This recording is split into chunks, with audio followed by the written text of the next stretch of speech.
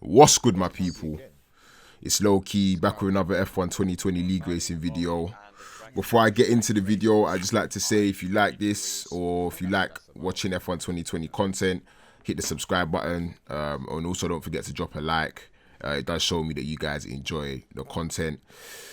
Now moving into qualifying now. Normally I wouldn't tell you guys or basically give you guys an idea of what's going to happen before it happens, but at least this particular section of the video is going to be how to not do qualifying at Abu Dhabi.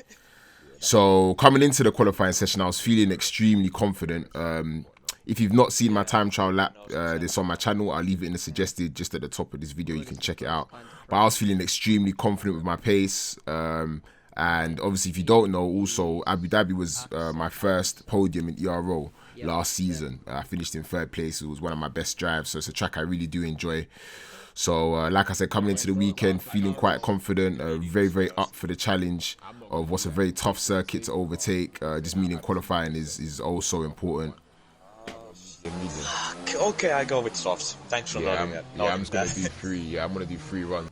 So moving straight into my first attempt in qualifying, you can see here 15 minutes on the clock, blasting down the second main straight, just coming past some traffic there, no problems. Spotting the braking zone on the right at 100 meters, but unfortunately the lap is invalidated. So if you go all 4 wheels outside the white lines, then your lap time will be invalidated.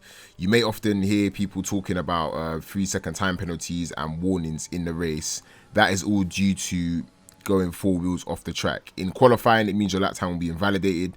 In the race, it will mean you get a warning. If you get 3 warnings, then you get a 3-second time penalty.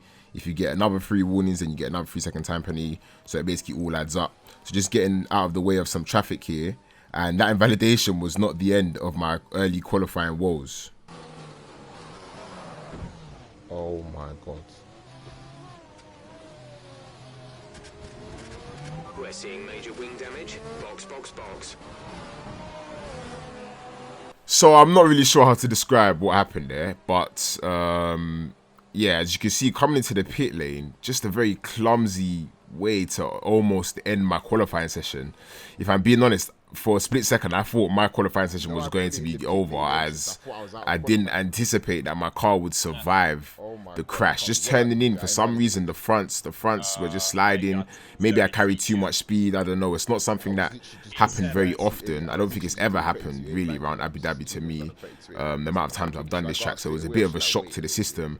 And really, it was an early sign that there was something a bit strange going on in this qualifying session.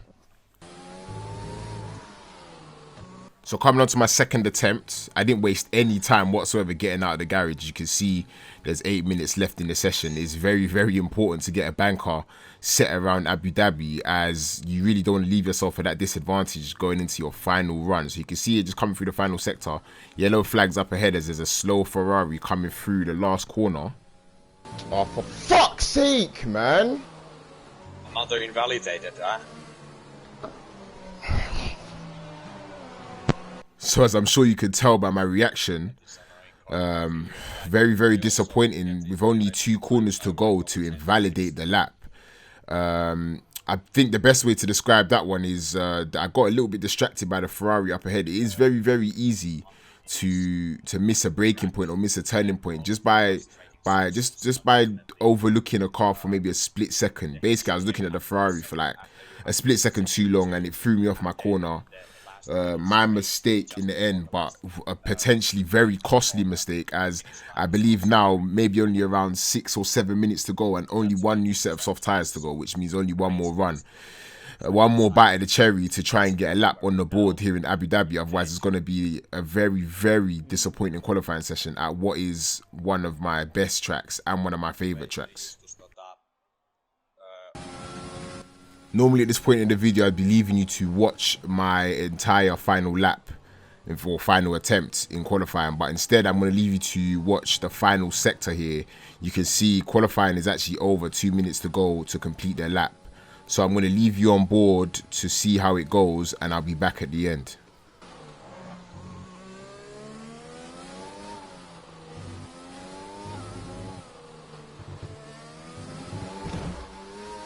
Oh my god.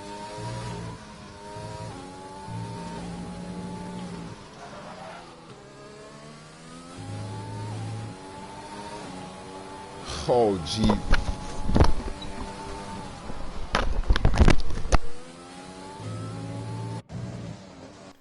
And that was the end of the session. A 1:33.2 around Abu Dhabi. I believe I may have even gone quicker than that last season. So it was an extremely disappointing end to qualify. And that final sector there, just coming under the hotel, for some reason getting on the curb and I got a massive snap of oversteer. The rear even hit the barrier. And then I lost time all the way around that final sector as a result of that, maybe up to half a second. And then coming through the final corner, I even managed to lock the front right brake. Honestly, it was a terrible, terrible session. And you could hear I was in a terrible, terrible mood. My headset had gone flying somewhere. I just didn't want to say anything to anybody. I was so completely, I was so annoyed. Really to the point where I was thinking, what is the point of continuing this race, starting P16 around the track where it's very, very difficult to overtake. It's almost like single file apart from being down the straights. So to find a way through from P16 was always going to be a mission. And really, with the mood I was in at this point, I don't know if I was really up for it. Of course, somehow I managed to get myself back up for it, and we'll move on to the race in a minute. As you can see, just looking through the sector times, just not there. Just a terrible, terrible session. Definitely by far my worst session of qualifying, probably on the F1 2020 game. So disappointing. I really did have the pace to be up there fighting at the front, and I completely bottled it. So it was really devastating, but just needed to get my head down and really try and focus and move on into the race, because really the race is where the points are won. It's not qualifying. So still a long way to go here after qualifying in Abu Dhabi. Dirty side. Fucked up my qualifying like that. I can't believe it.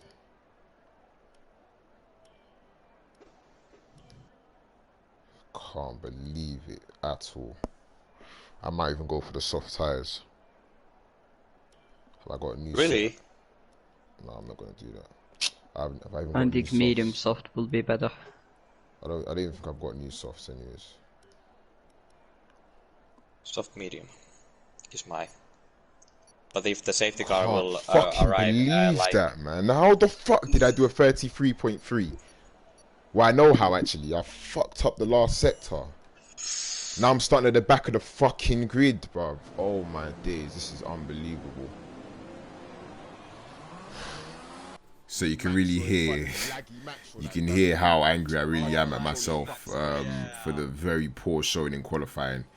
I was really, really on edge. I was still thinking about it. Generally, once you go into a race, you kind of try and put it in the back of your mind, but just because of the characteristics of the circuit and because of the pace that I had, I was so bitterly disappointed that really I was in another headspace. And really I was even thinking I really need to fix up before the start of this race, because you don't want to end up being too angry and missing a braking point, driving into somebody or losing places, because really, like I said, the race is where the points are won, not qualifying.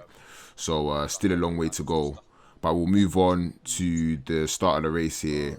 I can't believe I fucked up qualifying like that. I have to take the inside line ASAP. Because I remember what happened. Good luck. Good luck for the race. Good luck. Let's try to get good points. Good points for Racing Point. I think we are leading in the squad championship. So as you heard there from Vilzu, currently Racing Point, we are still in the lead of the Constructors' Championship, so a good result is needed, although starting from P16. Just a reminder, if you like this video, hit the like button, and I'll be back very, very soon.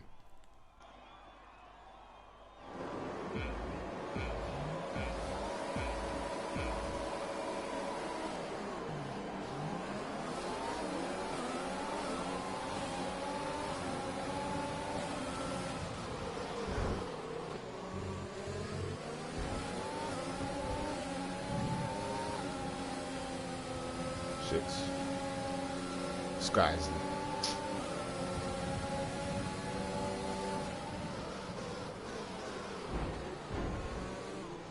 Alright, this guy's lag, man. Luke spun.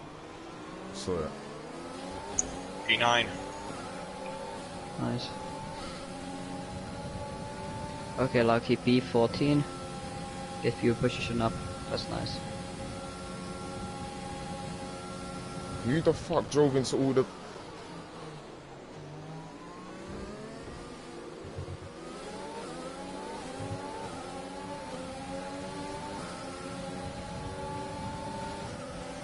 Nice start. Let's keep it up.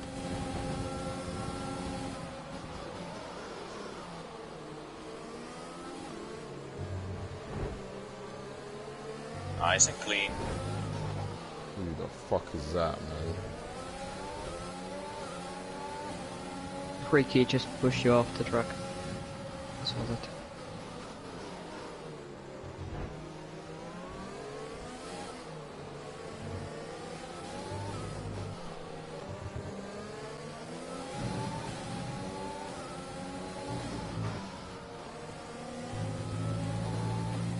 So coming through the final corner here on lap 1 after getting a pretty good start and gaining 2 positions, trying to go around the outside of Westerhouse going into the final sector. I didn't manage to make the move stick, and then I ended up losing 2 positions as a result. At that point, just coming through that final sector there, I literally said in my head, okay, you need to calm down now, because I was still a bit heated from what happened in qualifying, and I felt like that impacted on my ability to pull off that crucial overtake that you saw me try to get on Westhouse, and it led to me losing 2 positions and basically going back into P16. So I did say to myself, listen, you need to reel it in now, you need to refocus, and you need to find your way back past these guys up ahead, because I knew I was quicker than them. I knew I had the pace to be battling out in front, and obviously as it's a very difficult track to overtake, you really had track position really did matter. So it was key to really just calm down and refocus here on lap 2. What are they doing? Tricky doesn't know what the fuck he's doing. Honestly, he doesn't know what he's doing. I saw that. What was he thinking even? He just pushed the Renault He right literally into just the drove wall. into the barrier. Yeah, he literally Ferrit. just pushed him into the barrier. Did he push the Yeah. ferry the No, souls out? Marco Botta. Marco Botta, yeah. So as you saw there, I managed to gain the 2 positions a lot easier than I'd initially anticipated, as Marco Botta and Pricky took each other out going down the straight. So back into P14 very early on here. So just about focusing on consistency, trying to gather a good pace with all the cars up ahead. Obviously on the medium tyres having started outside the top 10. So we'll be all running the same strategy. So it's very, very important to be patient, as overtaking opportunities around Abu Dhabi are not there aren't many. Basically I'd say there's about 2 main places to overtake, and that's at the end of both long straights. Besides that, it's kind of single file through the final sector. So a lot still to play for here on lap 3. He has 68.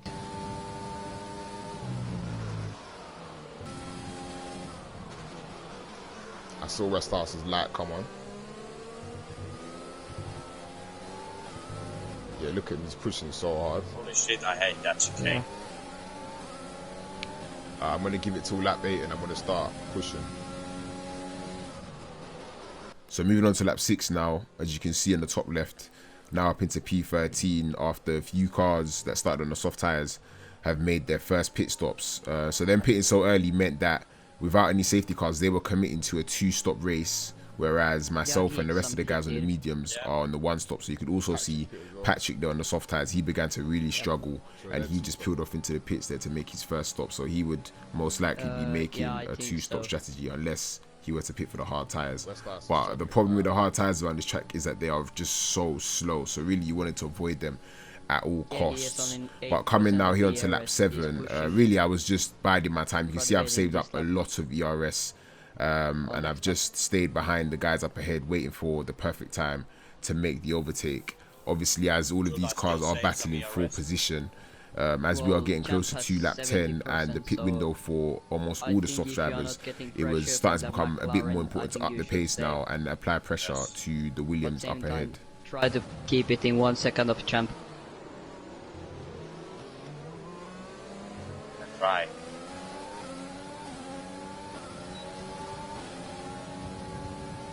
Sugar, get him low, okay. Nice. Good job.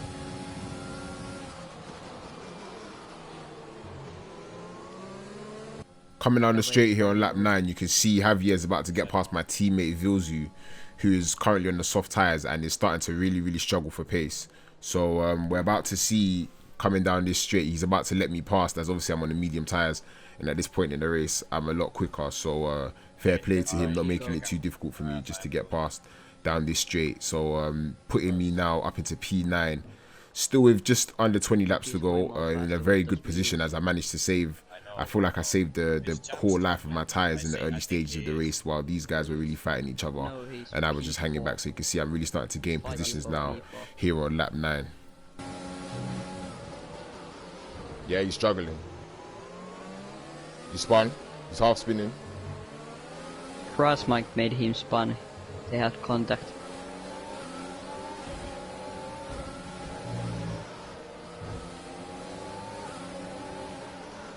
Oh, Shit. Was that me or was that Westhouse? I think it was you. Oh shit, sorry. This lot in front of me. Oh, damage. I'm losing too much positions because this. So going into the final sector, as you saw, the cars up ahead were really slowing. So I had a little look up the inside of the Mercedes up ahead, and I think in doing so, my teammate Vilzu wanted to put his car around the outside. Obviously, I didn't see him, so I moved back over to the left a little bit, and he ended up losing some time on those completely dead soft tyres after 9-10 laps. So quite unfortunate for him. Fortunately, he didn't lose too much time, and you can see he's still in P11 with Luke having gained the position also in the medium tyres just behind. And you'll also see that there's a queue starting to form up behind one of the cars ahead. I believe it is Champ, who's also on the soft tyres. You can see Tam in P7 also on the soft. So us on the mediums, we're really putting these guys under big pressure now as their tyres are starting to come to an end of their life. Looking way more faster than the others.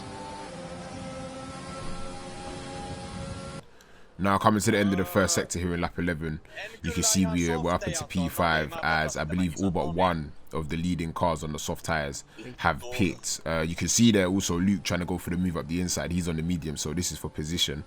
I didn't expect that, but fortunately I had the outside line, which meant better traction. And you can see now with DRS and ERS activated, trying to defend but also trying to attack Harry at the same time. Going into the heavy braking zone, we actually make contact and I go into a half spin. Fortunately, I didn't spin around completely as I would have lost a lot of time, but you can see in the top left I only lost about 2 seconds. But still, also you can see Gwil, who stopped early for the medium tyres, one of the leaders, he's on a 2-stop, also managed to get past. So quite unfortunate there, losing a bit of time, but still a long way to go in this race.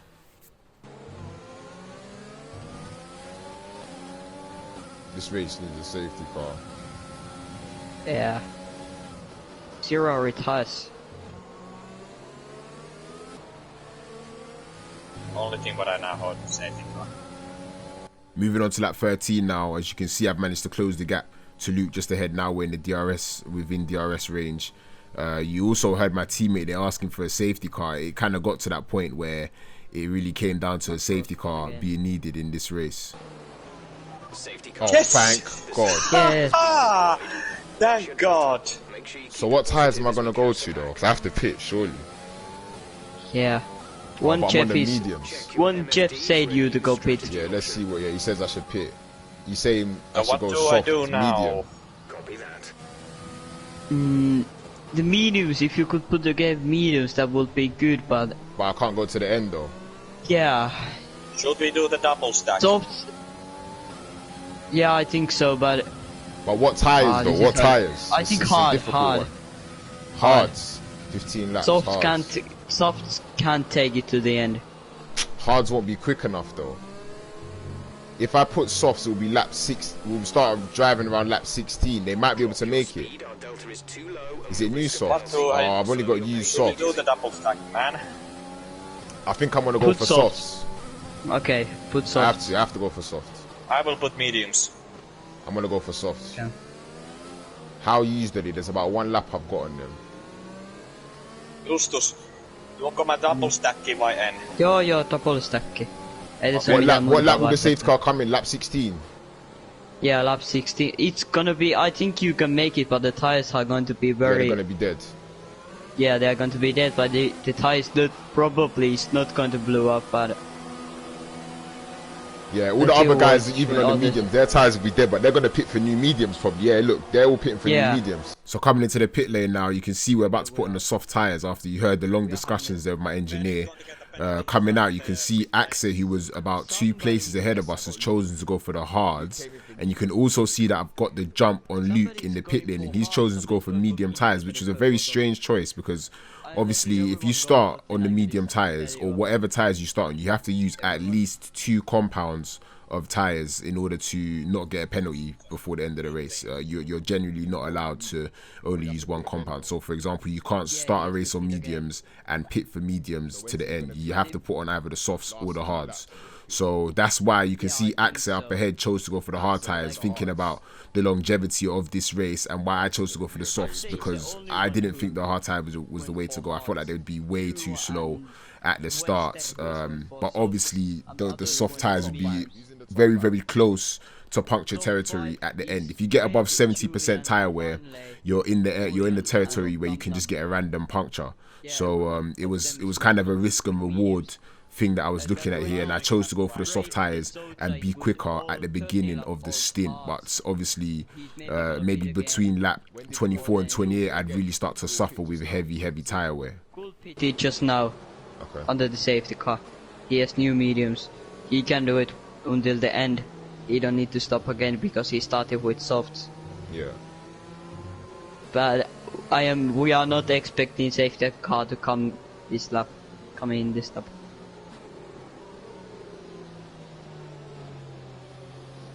Okay. Safety car is staying 1 more lap. So what, am I the furthest car forward on the softs, yeah? It's in this lap. Safety car, what the fuck? Fuck off, You'll tell to me which section of the my track tyres are frozen.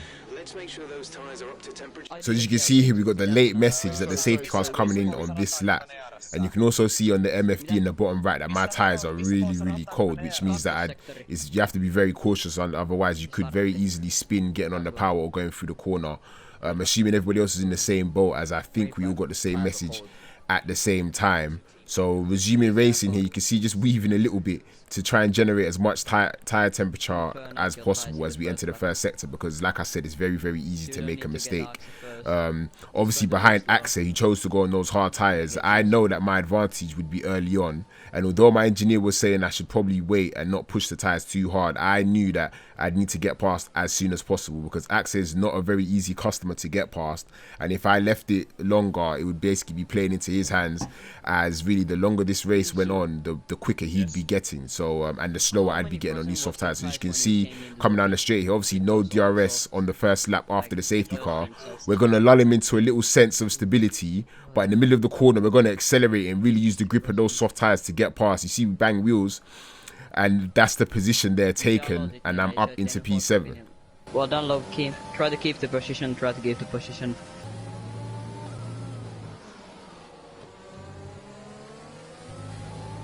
Good running, low key. Just remember to save the tyres. Yep. So coming on to lap 18 now, as you can see, we've managed to gap Axe by about 3.5 seconds in 2 laps. So you can really see how much more pace we've got on these soft tyres. And at the same time, you can see he's actually holding up a lot of cars behind on the medium. So that's exactly what I was trying to avoid, which basically showed how important that early overtake was. But now at the same time, you can see I'm literally in line with all the leaders. So the cars from all on the podium, the top 5 effectively are all in front of me. We're all on the same straight here, and I'm kind of stuck in between whether I should try an attack and go for an overtake, or whether I should just sit back and really hold this position and try and keep these tyres alive, stay in the DRS for as long as possible, because it was the exact same for these cars up ahead. Obviously they're all on the medium, so at some point in this race they will really start to pull away from me as my soft tyres start to die and lose life. How much DRS has Chazmite got? Chazmite has 70%. What about Tam? Tam has 60. I gotta try and keep these tyres alive somehow. Yeah, I said it's gonna be hard, but it's not impossible. We need to save the tyres. You think I should think about more saving the tyres or trying to attack these guys? Move up to a faster engine mode, please. I think Macro retired from the session in the pit, so not gonna be safety car. I think this time you should more save the tires than push. Okay.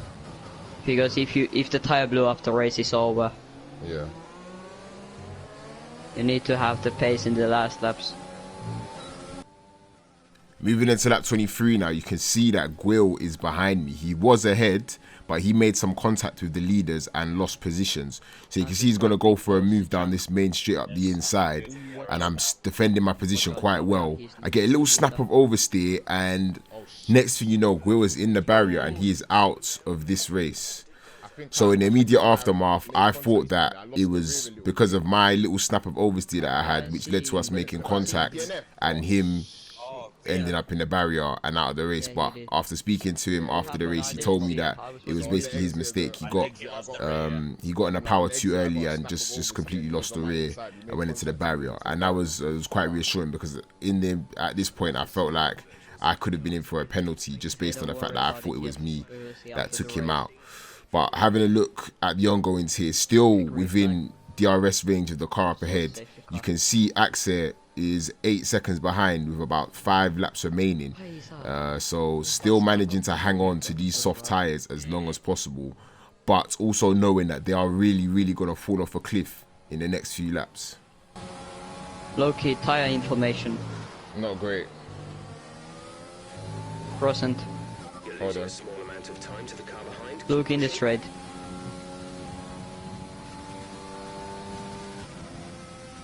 Axe started to push. Well, anytime for 8th place is good. Coming into the final lap here, as you can see on your top left, and on the track, there's absolutely nobody in front of me anymore. The cars ahead pulled off into the distance as I expected. The gap now being of just over 4.5 seconds, and Axe behind, where the gap was 8 seconds, it is now around 3 seconds. So really, you see how much time these tyres lost, or how much performance these tyres lost in the last few laps. So really just trying to nurse the car home, trying to bring the tyres to the finish line without a puncture. I believe my rears were around 70%, and that's puncture territory. So just coming through the final corner and across the line, and it's P6 in Abu Dhabi after an absolutely horrific qualifying session. It is P6. Really, I pulled off the perfect strategy, putting on those soft tyres. It was definitely by far the best move, and it allowed me to get past Axe very quickly and pull the gap. You see, if we didn't pull that gap, then he would have caught up and he most definitely would have overtaken me. But because of the fact that we managed to pull that 8-second gap early on in my soft tyre stint, we managed to hold P6 and still score some very good points, where at one point it was looking like that was most definitely not going to be the case. Ainakin pisteet tuli. Ainakin pisteet, ja ainakin sain ihan hyvät pari ohitusta kilpailun aikana, just ohitus Champista ja sitten Westerhuississa tuossa S-mutkassa. Proud today, low-key. Let's go. Served. And also driver of the day, just to top off the P6, so it was 8 points. And driver of the day, to be fair, I was quite satisfied with the drive in the end, especially based on how the weekend, or the weekend, I say weekend, how the day started. It was obviously a horrible qualifying session, but nevertheless, we didn't give up and we managed to pull off a great strategy, and also some luck with the safety car. The time the safety car came out was definitely to mine and others' advantage, but at the end of the day, you have to take advantage of those things, and we did. So it was P6 here in Abu Dhabi. Unfortunately, Racing Point lost the lead of the constructors to AlphaTauri, as they had a very strong race. I think you can see there 1-4 for AlphaTauri, so they picked up a lot of points. But nevertheless, on to the next one. It's Hungary next time out, a very favourite track of mine. Obviously, as I'm recording this video, that race has already happened, so I know what happened, and you guys most definitely don't want to miss that one. So if you're not already subscribed, hit the subscribe button. If you enjoyed this video, hit like, I'll appreciate it. Also, if you've got any questions regarding the race or anything, leave them in the comments. I'll be happy to reply to them. Without further ado, hope you guys have a great day, and I'll see you guys next time. Peace.